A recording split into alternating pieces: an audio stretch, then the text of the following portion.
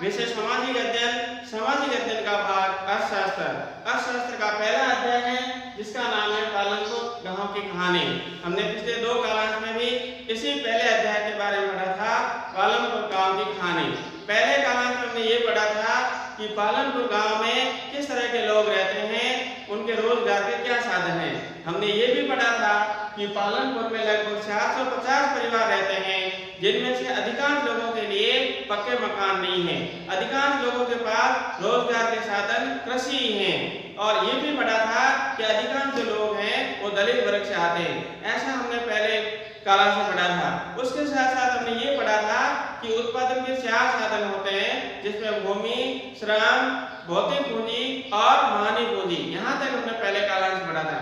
दूसरे क्लास में हमने ये पढ़ा था पालनपुर में गांव की कहानी में पालनपुर की खेती किस तरह की खेती होती है। तो हमने ये पढ़ा था कि भूमि मापने का एक पैमाना होता है हेक्टर, जिसमें से कुछ किसान हैं जो 2 हेक्टर से भी कम जमीन रखते हैं, कुछ होते हैं 2 से 10 तक रखते हैं, लेकिन बहुत कम ऐसे किसान हैं जिसके पास 10 हेक्टर से जमीन अधिक है। और वो किस तरह से उत्पादन करते हैं, श्रमिकों की व्यवस्था कहाँ से होती है और अधिशेष किसे कहते हैं, अधिशेष अधिक से अधिक हो ऐसा किसान क्यों प्रयास करता है। इस तरह से पालनपुर की जो खेती होती है उनके बारे में पढ़ा था। आज इस क्लास का अंतिम जो शिक्षण बिंदु है वो है हमारा, जिसका नाम है पालनपुर में गैर कृषि क्रियाएं। सबसे पहले हम ये जानने का प्रयास करेंगे कि कृषि क्रियाएं और गैर कृषि क्रियाओं में अंतर क्या है। कृषि क्रिया उस क्रिया को कहते हैं जो क्रिया या जो गतिविधि कृषि से संबंधित होती है, अनाज के उत्पादन से संबंधित होती है, फसलों के उत्पादन से संबंधित होती है, उन सब क्रियाओं को कृषि क्रियाएं कहते हैं। लेकिन रोजगार के वो साधन, वो गतिविधि जो कृषि नहीं करते हैं, खेती नहीं करते हैं, अन्य साधनों से, अन्य गतिविधियों से वो रोजगार प्राप्त करते हैं, उसे गैर कृषि क्रियाएं कहते हैं। जैसे परिवहन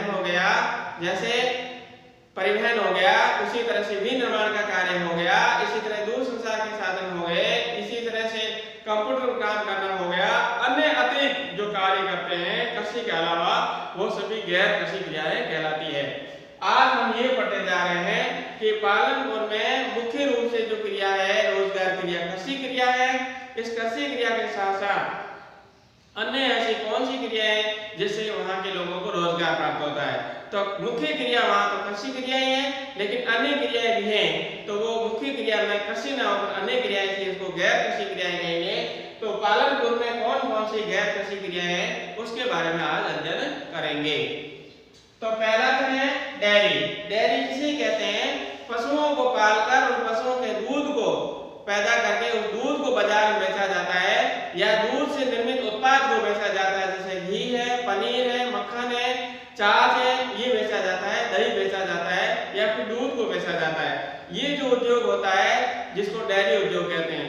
यहाँ पर पालनपुर में कुछ ऐसे लोग भी हैं जो पशुपालन करते हैं और भैंसे पालते हैं, और उन भैंसे का दूध निकालकर पास के ही गांव में, जो बड़ा गांव है रायगंज, वहां बेचा जाता है, और वहां से शाहपुर भेजा जाता है, और शाहपुर में वहां पर दूध संग्रहण या शीतल केंद्र बनाए गए, अर्थात वहां पर दूध का संग्रहण करने के लिए व्यवस्था की गई है जो लंबे समय तक रखा जा सके, खराब ना हो।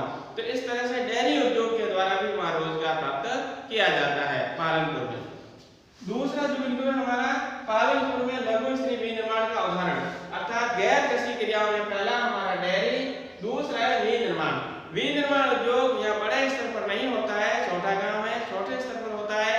जैसे किसी ने अपना विनिर्माण कार्य खेत में लगा दिया है, तो किसी ने घर में लगा दिया।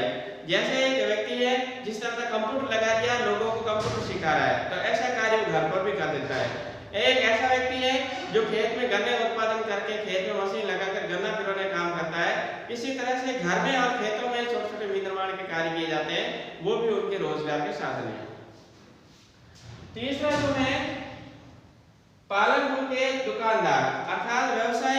ये दुकानदार लोग वस्तु विनिमय नहीं करते हैं, तो कैसा विनिमय करते हैं, मुद्रा विनिमय कहते हैं। मुद्रा विनिमय और वस्तु विनिमय क्या अंतर है। तो विनिमय का शाब्दिक अर्थ होता है आदान प्रदान। किसी वस्तु को लेने के बदले वस्तु दी जाती हो या सेवा दी जाती हो, उसको वस्तु विनिमय कहते हैं।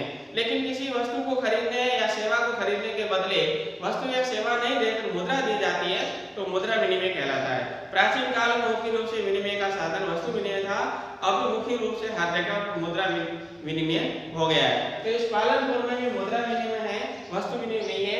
यहाँ के जो व्यापारी लोग होते हैं, बड़े पास कस्बे रायगंज और शाहपुर, वहाँ से वस्तु खरीद कर लाते हैं और अपने गांव में छोटे छोटे दुकान लगाकर बेचते हैं। कौन कौन सी वस्तुएं बेची जाती है? वही वस्तुएं अधिक बिकती है और वही वस्तुएं अधिक बेची जाती है जो गांव के लोगों को उपभोग के रूप में काम में ली जाती है। तो वो कौन सी वस्तुएं हैं? जैसे चावल है, गेहूं है, चाय है, तेल है, बिस्कुट है, साबुन है, जो रोजमर्रा की वस्तुएं हैं, हमेशा काम आने वाली वस्तुएं हैं, उन्हीं का ही उपयोग अधिक किया जाता है और उन्हीं का वहाँ पर बाजार होता है। और क्या है? परिवहन। यहाँ पालनपुर के रायगंज और शाहपुर आने जाने के लिए सड़कों की व्यवस्था की गई है, तो वहाँ कई तरह के साधन भी उपलब्ध होते हैं। तो कुछ लोग रिक्शा चलाते हैं, कोई तांगा चलाते हैं, कोई जीप चलाते हैं, कोई ट्रैक्टर चलाते हैं। इस तरह से छोटी मोटी गाड़ियां चलाकर परिवहन के माध्यम से एक स्थान से दूसरे स्थान आवान जाना करते हैं, जिससे उनको आमदनी प्राप्त होती है। परिवहन किसे कहते हैं? एक स्थान से दूसरे स्थान पर वस्तुओं या सेवाओं को लाने ले जाने का जो कार्य किया जाता है उसको परिवहन कहते हैं। तो परिवहन भी वहाँ मुख्य रूप से रोजगार का साधन बनता जा रहा है। तो इस तरह से डेयरी, दूसरा विनिर्माण और तीसरा व्यवसाय दुकानदार और चौथा परिवहन, ये रोजगार के साधन है लेकिन कृषि से संबंधित नहीं है, इसलिए इसको गैर कृषि क्रिया कहते हैं। तो ये था हमारा अध्याय पालनपुर की कहानी। सबसे पहले हमने पालनपुर कहानी के बारे में अध्याय में इसके परिचय के बारे में पढ़ा, फिर हमने पढ़ा वहाँ के लोगों का कैसे जीवन स्थिति है, फिर पढ़ा उत्पादन के साधन क्या है, और फिर उत्पादन के साधन के बारे में बाद में पढ़ा हमने पालनपुर में खेती किस तरह से की जाती है, और उसके बाद में हमने पढ़ा गैर कृषि क्रिया। इस तरह से 3 कालांशों में हमारा अध्याय पूरा हुआ। इसके बाद में इनके अगला जो अध्याय है वो अगले कालांश पढ़ेंगे। तब तक के लिए धन्यवाद, नमस्कार।